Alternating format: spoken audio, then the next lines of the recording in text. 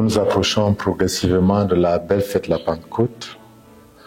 Il est important pour nous de mieux comprendre en quoi la Pentecôte est une fête importante dans l'Église. Le Seigneur nous promet qu'il est avec nous jusqu'à la fin des temps. Mais encore, il nous dit, si quelqu'un m'aime, il gardera ma parole. Mon Père l'aimera.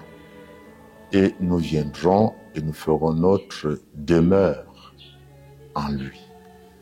L'Esprit Saint, c'est non seulement la promesse qui date pour dire la vérité de l'Ancien Testament, mais réitérée de manière explicite par le Christ, qui même quand les disciples, le jour de l'Ascension, lui demandent si c'est maintenant, à ce moment-là qu'il allait instaurer le règne, leur dira, vous devez recevoir une force.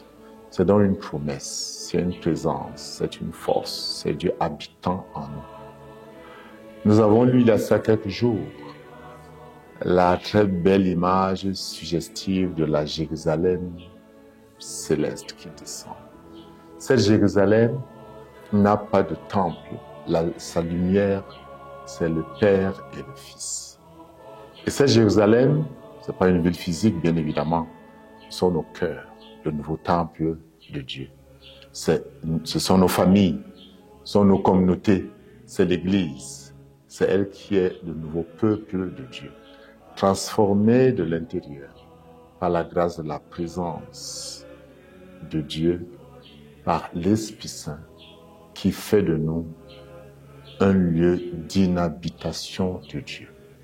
C'est inimaginable de penser que Dieu habite en moi.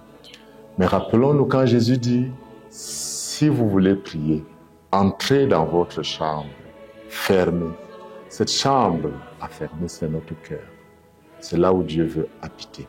Cette transformation intérieure se passe dans notre cœur. Ce grand projet de Dieu de transformer l'être qui s'est éloigné de lui en faisant de lui son ami, son fils d'adoption par le Christ. Ce beau projet se réalise par le don de la Pentecôte. C'est donc de l'intérieur que Dieu veut nous aider. Je vais vous donner un exemple très suggestif.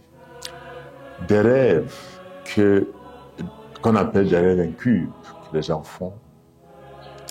Et les propositions sont faites de verser de l'eau bénite, de se laver avec le savon spirituel, de mettre l'encens. Ces choses agissent, mais agissent sur la superficie. Qu'est-ce qui agit vraiment?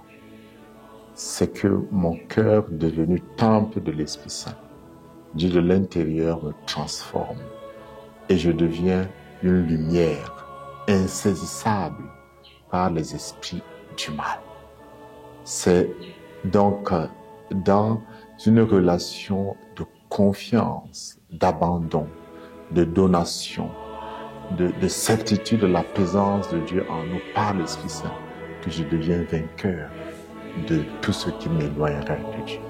Nous approchons dans la Pentecôte, laissons-nous emporter par ce fleuve. Et Jésus fera de nous mieux que tous ses frères et sœurs d'adoption. Et que Dieu vous bénisse.